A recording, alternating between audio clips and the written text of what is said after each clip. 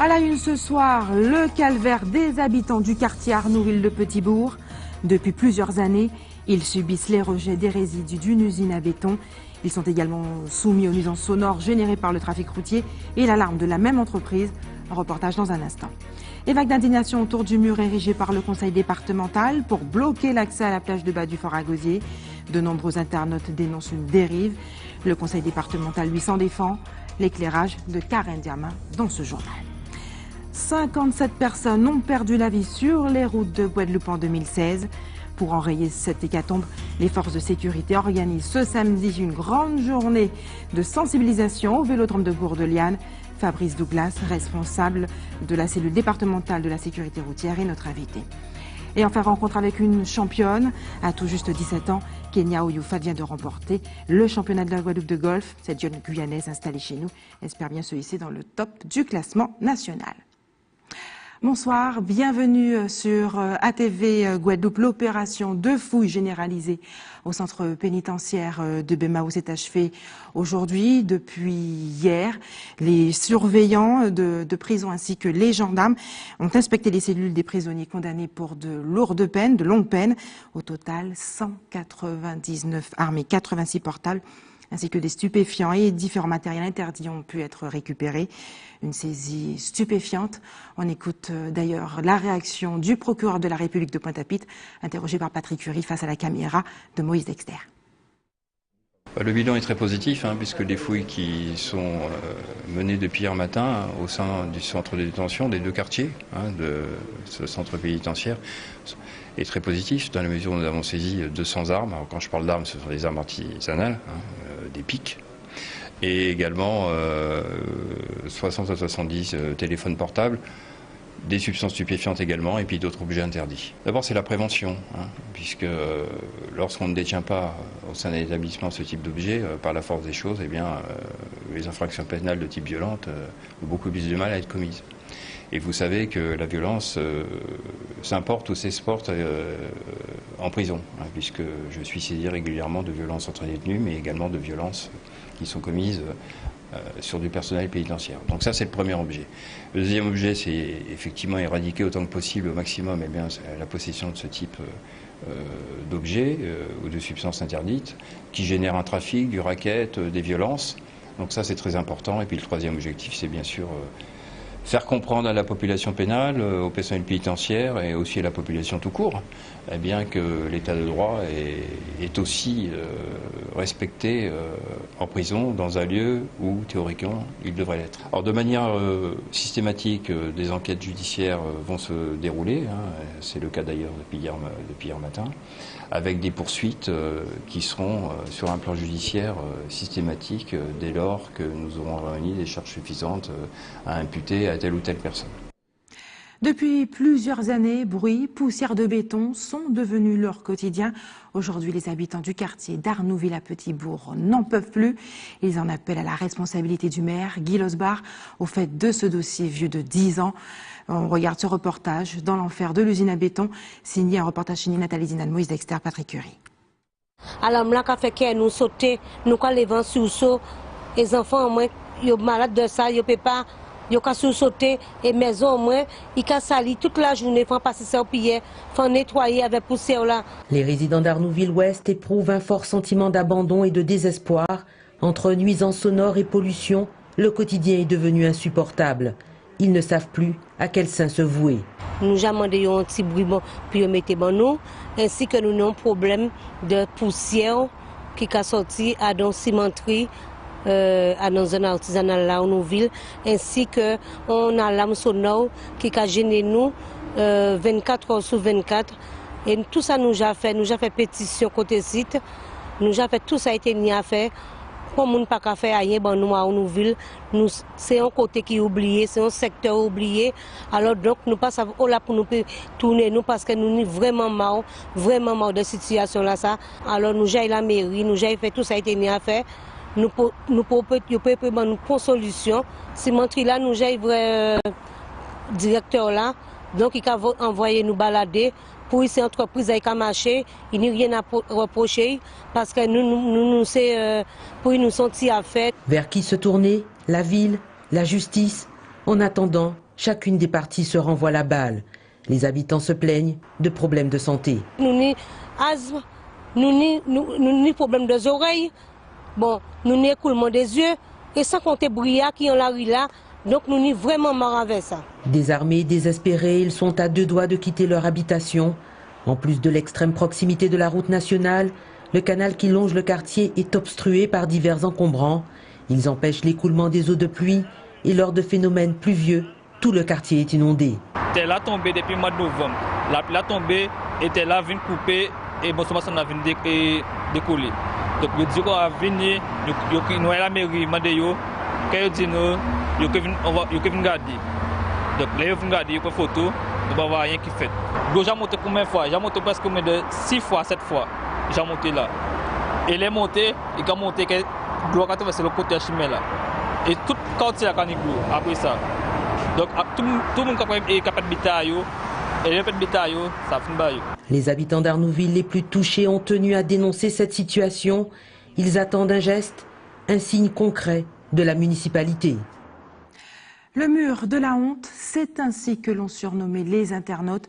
Le mur construit par le conseil départemental pour interdire l'accès à la plage de Bas-du-Fort, censé protéger des présences nuisibles, n'est pas du goût de tous, car il s'agit d'une interdiction au domaine public maritime.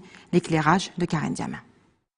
Dans une vidéo mise en ligne au début du mois de mars, un internaute excédé dénonce librement la décision d'interdire l'accès à une plage du littoral. Constater que ce qui est censé être de la jouissance de tous, du bien commun, de ce qu'on appelle le domaine public, en réalité est accaparé par les forces de l'argent. Donc voilà, nous y sommes, le mur de la honte. Donc, il faut savoir qu'ici, il y a une plage normalement, une plage publique. Et cette plage-là a été murée. Donc le chemin d'accès à la plage a été muré, tout simplement parce que les gens qui habitent là ne supportent pas de voir du passage près de leur maison. Plusieurs fois partagée et vue par des milliers d'internautes, cette vidéo aura suscité de vives réactions sur les réseaux sociaux, mais également chez certains riverains, comme Yves, résident de cette section depuis 1976. Moi, je pense qu'il faudrait remplacer ce qu'ils ont mis par une porte solide qui serait ouverte aux mêmes heures, par exemple, que le Fort Fleur d'Épée, de façon à ce que les gens puissent aller se baigner, mais qui serait fermé le soir pour éviter que des malveillants aillent pénétrer dans les villas ou dans la résidence départementale.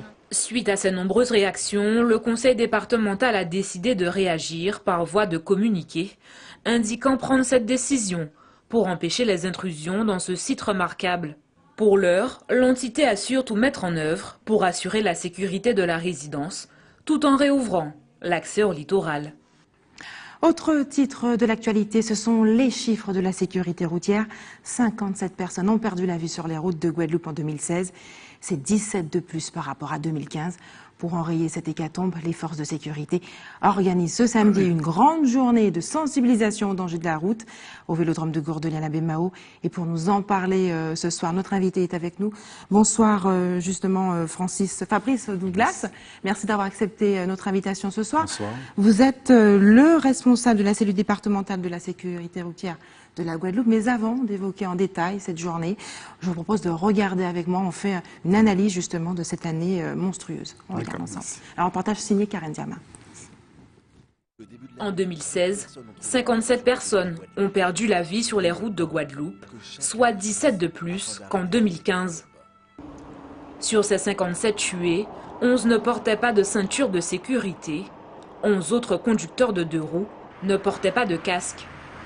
Concernant les facteurs extérieurs, la vitesse serait responsable de 42% des tués, contre 21% en France hexagonale.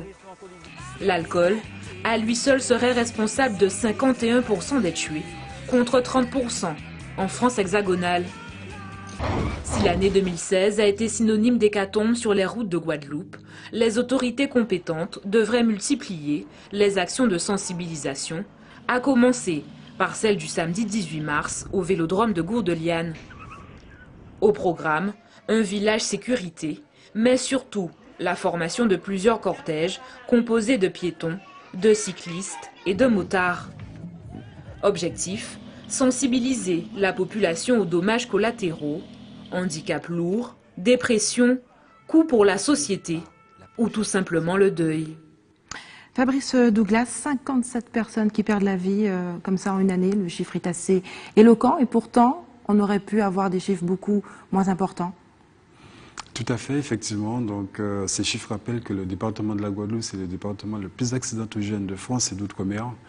Ça veut dire qu'on se tue 3 fois plus en Guadeloupe qu'en métropole. Donc effectivement, c'est l'une des raisons pour laquelle on a voulu monter ce lionnage sur la route, qui s'intitule sur la route on aime la vie et vous.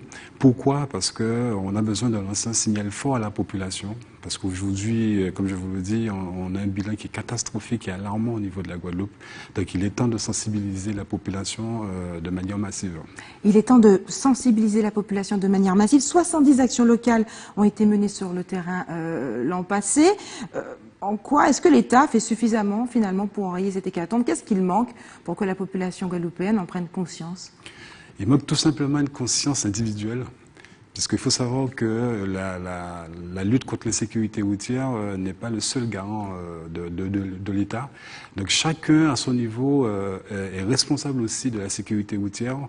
Pourquoi? Effectivement, quand vous voyez quelqu'un qui a bu de l'alcool, il faut pouvoir le dissuader de prendre son volant. Donc on a une responsabilité à chacun à notre niveau. Donc il faut aussi que nous prenions conscience aussi que l'État ne pourra pas à lui seul enrayer cette hécatombe. Donc c'est la raison pour laquelle effectivement nous avons mis en place cette action de sensibilisation pour que chaque personne puisse prendre conscience de son comportement sur la route, parce qu'il y a trop de comportements délicats. Pour revenir sur cette mobilisation de samedi, comment va s'articuler cette journée? Elle était annoncée comme une grande journée de mobilisation. Quels seront les acteurs présents? Alors tout à fait. On a décliné la journée en 2 temps. Un premier temps fort avec des cortèges, des randonnées, de cyclistes, de motards et de piétons. Pourquoi? Ce sont les usagers les plus vulnérables, donc on a voulu mettre en avant, qui représentent 65% des tués. Donc 4 cortèges motards qui vont partir en différents points de la Guadeloupe, donc dans différentes communes, Cap-Esther, Sainte-Rose, Mornalo, Sainte-Anne. Donc le but, c'est de créer un mouvement de population justement sous la route pour lancer un signal fort à la population. Donc on a un cortège aussi de motards qui va partir de Basse-Terre pour rejoindre le Vélodrome. Donc on invite toutes les personnes qui ont cet objectif commun de faire baisser le nombre de morts sur la route, de rejoindre ces cortèges. Donc on donne rendez-vous à 6h30 à 6 personnes au niveau des mairies de chaque départ. 67% des personnes dites vulnérables sont touchées par les accidents. Qui sont exactement ces personnes dites vulnérables? Les personnes vulnérables, c'est en général les personnes qui ne sont pas protégées par une carrosserie de voiture, c'est-à-dire les piétons, les conducteurs de 2 roues motorisés, les cyclistes. Effectivement, comme vous l'avez dit, c'est des usagers qui représentent chaque année plus de 65% des tués. Et effectivement, c'est la raison pour laquelle on a voulu les mettre en avant lors de cette manifestation. Alors Fabrice Douglas, il y a un autre aspect dans cette politique de sécurité routière, c'est la dissuasion sur les routes. On le voit d'ailleurs par exemple avec cette limitation de vitesse. Cette année, enfin en novembre dernier, 6 radars à double sens ont été mis en place, notamment ces radars qui sont capables de vous flasher dans les 2 sens. Ont-ils pour le moment fait leur preuve et démontré qu'ils étaient effectivement capables de diminuer les accidents sur la route? Vous savez, je pense que la présence des radars, elle est nécessaire, puisque ça permet de canaliser un certain nombre d'automobilistes par rapport à la vitesse, puisqu'il faut savoir qu'aujourd'hui, il y a plus de 70 000 flashs par an. Et effectivement, on a constaté qu'il y avait des diminutions de vitesse à l'approche de ces radars. Effectivement, on peut se poser la question de l'efficacité de ces radars, mais je pense qu'il est nécessaire, parce que vous imaginez que s'il n'y avait pas ces radars, quels seraient les chiffres aujourd'hui au niveau de la Guadeloupe, qui est déjà l'un des départements les plus accidentogènes de France. Fabrice Douglas, merci d'avoir accepté de répondre à nos questions ce soir. Je rappelle, le rendez-vous, c'est samedi au Vélodrome de Gourdeliane, toute la journée. Tout à fait. Donc on invite toute la population à venir sur le Vélodrome de Gourdeliane, où là il y aura une quinzaine d'activités gratuites, ludiques. Ce sera un moment d'échange avec la population, avec les intervenants qui seront sur place, qui pourront découvrir des outils pédagogiques tels que le simulateur de conduite qui est utilisé par Sébastien Loeb. On aura la présence de Simon Jean-Joseph aussi, qui sera là pour faire des démonstrations pédagogiques. On aura la présence aussi de motards de la police qui vont faire des démonstrations, tout ça dans un but pédagogique, sans parler des enfants aussi qui sont concernés. Voilà, donc on invite vraiment la population parce qu'il faut que tout le monde prenne conscience aujourd'hui que Il faut se mobiliser pour la sécurité routière et contre l'insécurité routière. Merci Fabrice Douglas. La sécurité concerne tous les départements de France, y compris en Guyane. Policiers et pompiers étaient mobilisés aussi pour tenter de sensibiliser le public, notamment les jeunes. On regarde le reportage de Jonathan Lariot d'ATV Guyane. L'un après l'autre, les élèves du lycée Michotte de Cayenne s'essaient à ce petit parcours. L'objectif est de toucher le moins de plots possible. Mais difficile d'arriver au bout du chemin sans en renverser un seul, car chacun d'entre eux porte ses lunettes un peu spéciales. Conçues pour altérer la vue et la perception des distances, elles sont un bon moyen pour imiter les effets de l'alcool chez l'individu. Avec les lunettes, on voit rien. On voit 2 plots, on voit plusieurs plots, on voit rien. Donc, quand tu es sourd, on voit comme ça, on voit 2 choses à la fois. On voyait tout en double, on ne savait pas où aller en fait. C'était difficile de vivre parce qu'il y avait 2 poubelles, il y avait un à gauche, on voyait un à gauche et à la fois un à droite. Pendant toute une matinée, les élèves de cet établissement ont participé à différents ateliers autour du thème de la sécurité routière, des cours, mais aussi des petits stages pratiques. Et ils ne sont pas les seuls à se prendre au jeu. Les enseignants tentent aussi de faire bonne figure, mais tout le monde semble loger à la même enseigne.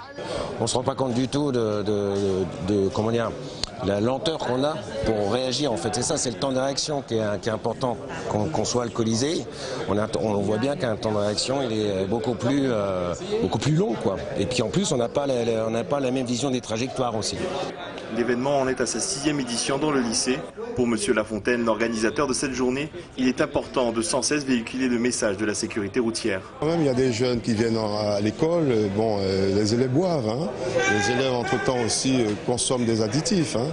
Donc moi je pense que c'est quand même très bon de sensibiliser ces jeunes et les faire prendre conscience de ce qui se passe à l'heure actuelle.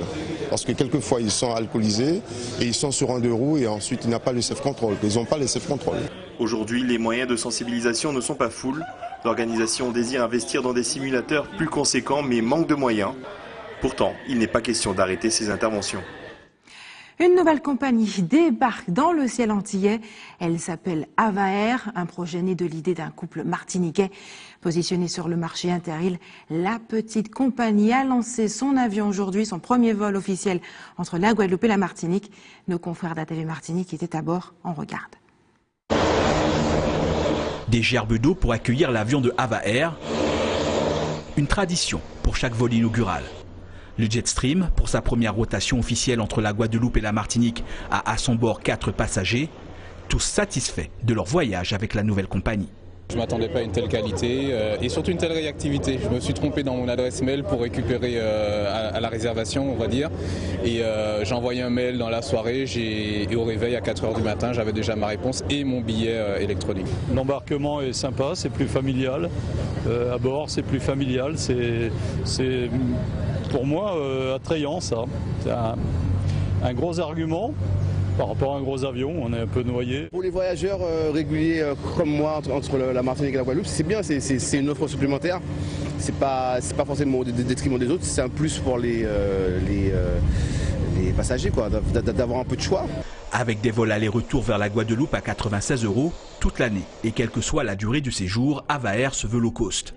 La compagnie dessert aussi Saint-Martin et envisage d'ouvrir des lignes vers la Dominique, Saint-Vincent, la Barbade ou Trinidad.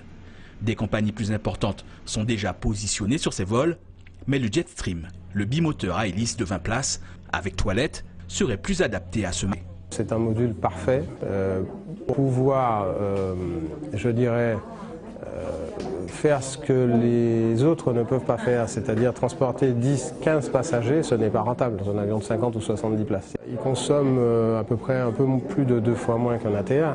Alors vous allez me dire, oui, mais il a moins de passagers. Oui, mais c'est vrai. Mais si vous prenez un ATR avec 15 passagers pour faire les mêmes destinations que nous, ce n'est pas rentable. L'arrivée de cette compagnie semble intéresser au plus haut point les agences de voyage. Elles y voient le moyen de réduire les tarifs proposés à leurs clients.